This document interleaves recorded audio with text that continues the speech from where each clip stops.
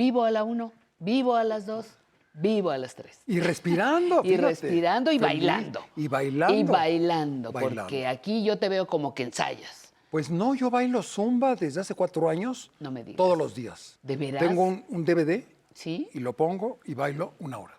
1 hora de rigor. 60 minutos. ¿sí? ¿Y con eso te sientes? Me siento muy bien. Luego ves camino 20 cuadras, Ajá. pero como nada más los fines de semana, ¿no? Bueno, muy bien. Pero eso que acabo de decir, Emilio, es muy, muy cierto. Que ¿cuántas veces tenemos oportunidad de conocer a quien vemos en la televisión haciendo un programa todo el tiempo? Tú eres, te conocimos ahora ya en esta etapa de tu vida como un documentalista, Exacto. como un promotor de la cultura, como un personaje que ha ido rescatando la historia oral Eso. de la cultura en nuestro país. ¿Cómo llegas ahí? ¿Vas a cumplir dentro de unos meses? Sí, 80 años. 80 años, sí, y, sí. y has tenido múltiples experiencias, pero ¿cómo llegas a la de promotor cultural documentalista? Pues mira, por alguien que es amigo tuyo y mío, Gerardo Estrada, Gerardo Estrada, compañero de la maestro, Facultad de doctor. Ciencias Políticas, del Ajá, doctor ajá, Estrada. doctor Estrada. Yo estaba en la Cineteca Nacional, como un servidor público, y un día llega y me dice, oye, va a ir el presidente López Portillo a firmar un acuerdo en París, en Francia, y la universidad va a firmar con la Sorbona algo. ¿Qué podemos hacer para que aparezca que la Universidad de México hace algo ahí? Y entonces yo le dije, pues yo creo que podemos hacer una peliculita, un documental, con Octavio Paz, con Carlos Fuentes, hablando de Alfonso Reyes, en la biblioteca de Alfonso Reyes, la Capilla Alfonsina. Los 3 fueron embajadores en Francia y lo mandamos traducir al IFAL y lo pasan por la televisión francesa. Ajá, ajá. Y le encantó al rector. Ay, qué fácil lo dijiste. Ya pasamos en la televisión francesa. Bueno, es que ese era el asunto, Ajá, porque como iba el presidente, quería que la presencia de la Universidad de México, y el doctor Soberón, un gran rector, le gustó mucho la idea y tuvo un gran éxito. Pasó traducido al francés. Y luego lo pasamos en México en español. Ese Y fue el primero, Ese digamos, fue el primero. formal, el formalmente primer hablando. formal. Yo no había visto una moviola, no sabía nada de eso. Pero sí podía platicar con 2 amigos, que eran Octavio Paz y Carlos Fuentes. Y entonces ahí empezó una serie de películas que le interesaron al doctor Soberón para las embajadas, hacer documentales en inglés y francés y español para las embajadas. Y yo le dije, pues yo consigo el dinero. Yo creí que era muy fácil. Entonces, el convenio de ese, se llama Imagen Viva de México, fue firmado por 63 instituciones públicas, porque nos tocó un problema de que subía el Kodak, la película, y entonces había que tener más gente que pagara y que pagara y que pagara. Total, fueron 63 firmas en el convenio de Imagen Viva de México, producido por la Universidad Nacional Autónoma de México y la Secretaría de Relaciones Exteriores. ¿Qué hay en ese primer paquete de trabajos? Pues en el ¿Qué primer... nos presumes de eso? Pues mira, Octavio Paz, Carlos Fuentes, bueno, ahí me dediqué Posada, pero el que lo presenta es Cuevas. Que hemos visto algunos ejemplos de ese trabajo. ejemplos. Ajá. Lo que hemos visto aquí son comentarios que hacen ellos a las películas que yo hice en esa serie de 26 programas que se llama Imagen Viva de México, que por primera vez se hacían en inglés y francés y era material audiovisual como países del primer mundo, porque todos tienen ahí películas, y entonces empezamos a dotar a nuestros embajadores para poderlo prestar a las universidades. Y eso fue una cosa muy bonita. Hice 26 de esa serie, ¿no? Y bueno, la pagaban los gobernadores, uno era para ellos, otro era para la universidad y otra era para la embajada, ¿me entiendes? Entonces, fue una combinación de esfuerzos públicos que hicieron posible una primera, y creo que es la primera vez que se hacía una serie en inglés y francés para el mundo. ¿Y después de eso qué sigue? Ah, pues después de esto, fíjate. Ese fue la semillita. Pues, esa es la luego... semillita, esa fue la semillita, y te la voy a contar también. Esa es la semillita como documentalista. Pero luego, estando en Bellas Artes, en un funeral muy importante de Blas Galindo, un gran compositor, ajá. y estábamos en el homenaje, Y yo dije, ahí, ¿cómo es posible que se vaya este hombre, amigo de Ponce, de Revueltas, de Chávez, Sí, de sí, todos los sí. grandes músicos, y no lo hayan filmado con esas cositas que había, una cosa familiar, ¿no? Y Ajá. no le hayan tomado eso. Entonces, ahí yo dije, yo tengo que ir a buscar gentes mayores que están por irse y que además cuentan muy bien su vida y grabarlos. Y en ese momento fue una iluminación para mi vocación de documentalista de historia oral. Y empecé a buscar gentes de enorme valor, por ejemplo, don Antonio Ortiz Mena, ¿no? Que tenía Sí, como ajá. 95 años, ¿no? Leonora Carrington, bueno, gentes que pasaban de los 70. Y el asunto era muy fácil porque tenían muy claramente su vida, una memoria fantástica, y me contaban su vida en 3 horas, 4 horas. El arquitecto Ramírez Vázquez, ¿Cuánto tienes con Ramírez Vázquez? 10 Mucho. horas, 10 horas con Ramírez Vázquez. Híjole. Ajá. Empezamos en 1993, luego unos años después, bueno, fui enriqueciendo un archivo de 120, 130 entrevistas que quiero en este momento solemnemente, dame la mano, podemos darnos la mano, Sí. prometo que ese archivo va a ser donado al Canal 11. Eso, muy bien. Para Sí que estás quede- cumpliendo, sí estás cumpliendo, Te ¿eh? lo juro.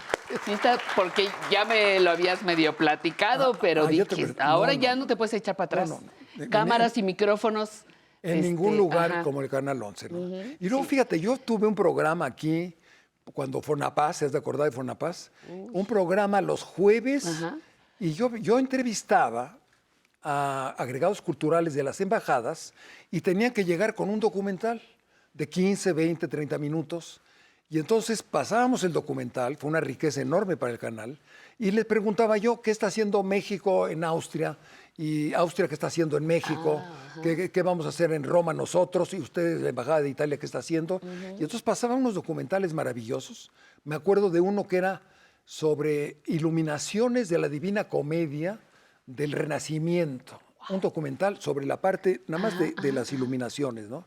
Y entonces un tesoro fantástico del archivo del Canal 11, que desgraciadamente en un momento de crisis económica borraron las cintas. Ajá. Pero fueron más de 104 programas. Se llamaba El Espacio del Hombre. El El Espacio del Hombre, hombre. y entonces yo entrevistaba a agregados culturales que venían gratis, evidentemente, casi todo era gratis, ¿no? ¿Por qué algunas personas les es más fácil dedicarse a la promoción de la cultura? Eh, Se supone que todos tenemos acceso a la cultura, que estamos en un país con una riqueza invaluable en todas las áreas, en todas las artes, arquitectura, todo, absolutamente en todo. ¿Y qué facilitó que tú pudieras reconocer lo que tenemos, lo que somos y dedicarte justamente a dar lugar a esas voces? De ahí la historia oral, ¿no? Pues sí, mira, yo tuve un seminario del doctorado en Ciencias Políticas Sí. durante 20 años que se llamaba La Idea de México. Un Entonces, seminario. Un seminario durante 20 años. Entonces, en ese seminario, lo que estudiábamos eran textos desde Clavijero a Octavio Paz, que han ido pensando las diferentes generaciones de mexicanos Sí. sobre su vida, sobre su país, cómo se fue construyendo la idea de México. Y cómo en un cierto momento, en el siglo XIX, por ejemplo, Lucas Alamán hace una historia de México y enfrente de él el doctor Mora hace otra historia de México, de la independencia, Sí. unos liberales de izquierda y el otro de derecha y conservador. Y entonces es Alfonso Reyes, Vasconcelos, Octavio Paz, el último que estudiábamos era Octavio Paz en aquel entonces, todos van reflexionando sobre la historia de su país, pero en diferentes momentos. Y se publicó un libro, es un libro que publicó el Colegio de Bachilleres, se llama La Idea de México. Son unos 15 ensayos donde, con una introducción mía, vamos explicando cómo se ha ido creando esta idea de México, que se modifica con cada generación. Cada generación tiene que inventar de nueva cuenta Claro, la claro. historia de México. Sí, pero sí estoy totalmente de acuerdo, sería incapaz de contradecirte, A ver, dime. pero también para construir algo nuevo tienes que conocer tus raíces. Claro. Y tienes que saber de dónde vienes, Claro. porque pues no eres producto del horno de microondas, ¿verdad? Claro. Uno tenemos, tenemos nuestra historia. Entonces, qué importante que cada generación se renueva, aporta cosas, Claro. pero sin olvidar Claro, tu historia, lo ¿no? que Tan había- importante. Claro, por eso, ahí lo que estudiamos eran diferentes textos. Claro. Y ahí es donde yo me interesé, digo, yo soy un internacionalista, pero siempre di clases de historia de alguna manera, de historia moderna o de historia de México. Y yo sabía, pero conozco la historia de mi familia, de Chihuahua, ¿no? Yo tengo un amor a mis raíces muy grandes, me la conozco bastante bien, pero sin la historia no podemos saber a dónde vamos. Y entonces, la única parte importante, digamos, que mi aportación es que en vez de que grabaran, como había historia oral, la gente iba con una Grabadorcita una chiquitita, grabadora, ¿no? Tú ajá. sabes de eso. Pues yo llegaba con una cámara y Claro. le decía, bueno, vamos a platicar. Y entonces, afortunadamente, tenemos la voz viva. Bueno, el origen es una colección de la universidad que se llama Voz Viva, Viva de de México. México, sí. Donde están las voces de Bueno, eso es. bueno, un tesoro. Ajá, Don Alfonso Reyes grabó eso, pero no lo filmaron, ¿me entiendes? Sí, Entonces claro. yo dije, yo ahora sí voy a filmar. Y se llama Imagen Viva de México, ¿no?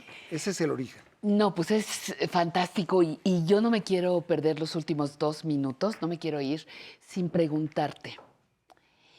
¿Cómo te sientes, Emilio Cárdenas el Urduy, Pues, poquito antes de cumplir 80 años? pues mira, a mí me cayó como anillo al dedo esto de la pandemia, porque me la pasé absolutamente en pijamas y descubrí lo que es la calma.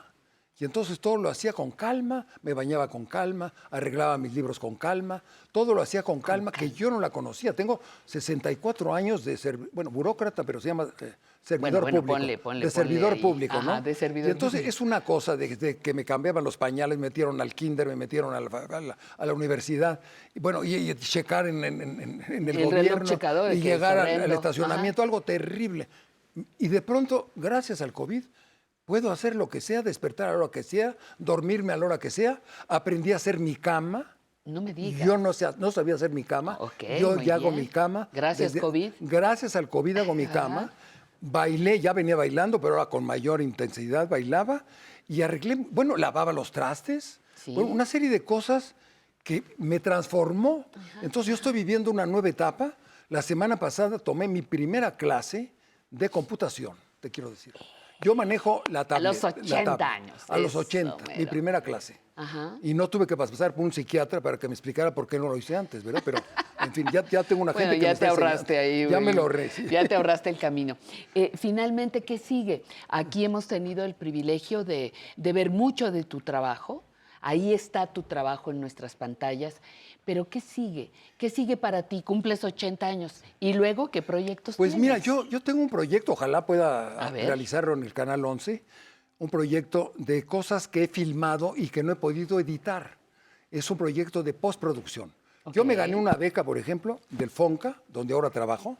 Ahora estoy en Los Pinos, por fin llegué a Los Pinos, pero No, ya llegaste ya un llegué, poquito tarde, ya llegué pero un poco tarde, pero llegué. Y yo Ajá. tengo filmado los murales de los pintores mexicanos en California y la influencia importantísima de Diego, de Orozcos y de Siqueiros en la pintura norteamericana. Es una cosa importante, más que nuestras salsas, bueno, nuestras salsas sobre todo, que han sido una gran influencia, pero ese material yo lo tengo hace 30 años y no lo he podido editar. Bueno, pues Entonces, ya, ese es el siguiente proyecto. Este año cumple 100 años de iniciarse el muralismo mexicano en San Ildefonso. Y con ese pretexto es probable que pueda conseguir el espacio para dar edición a mi tesoro. Y lo vas a traer a presumir a este programa. A este programa lo vamos a pasar. Quedamos Muy bien. comprometidos. Pati, seguiremos Bueno, muy platicando bien, como seguiremos siempre. platicando. Un honor, de verdad, Para- Emilio, el te lo digo privilegio con todo corazón. es mío.